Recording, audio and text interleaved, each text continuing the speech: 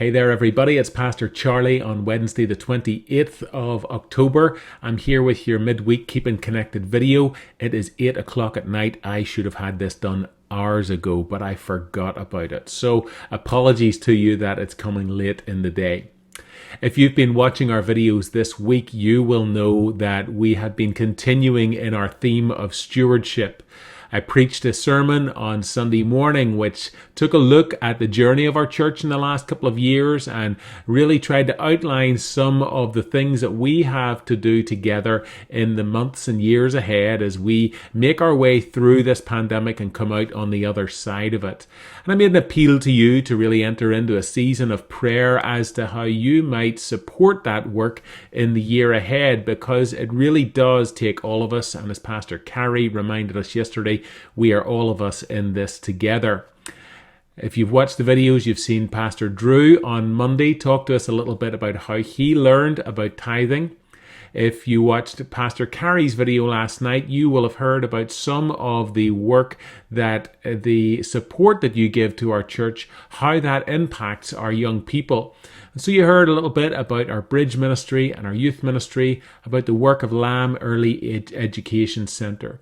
And so the giving that we make to our church, it really does have a significant impact on our wider community and really in our own community through our children and young people.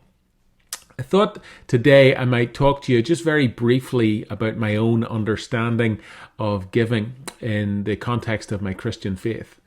If we read some of the Old Testament texts on giving, it's really very clear that the people of God had an expectation put upon them in accordance with the laws of the way that they lived their lives, that they would bring a portion of their first fruits or a portion of their income into the sort of common storehouse through which other needs in the community could be met. That was called the tithe, and it generally reflected about a tenth of the harvest. And so we have this idea of biblical giving and tithing being that we bring a tenth of what we earn or what we make into the common storehouse of the church. Now, there are various understandings of how that tithe might be broken down into how we support church or how we support other missionaries or other Christian organizations. But by and large, that is an understanding that is very prevalent in the scriptures. When we move into the New Testament, we hear less about the idea of the tithe, that is the tenth, and we get an image more so of this sacrificial giving, that the people of God are called to give in a way which reflects the sacrifice that was given by Jesus for them. And it's this idea that giving in a way that costs us is a way of us showing our love, our worship, and our gratitude for what God has given to us as well. So we have these two biblical images of giving. Some people go with the idea of tithing, that 10% model. Some people go with the idea of giving in a way which is sacrificial.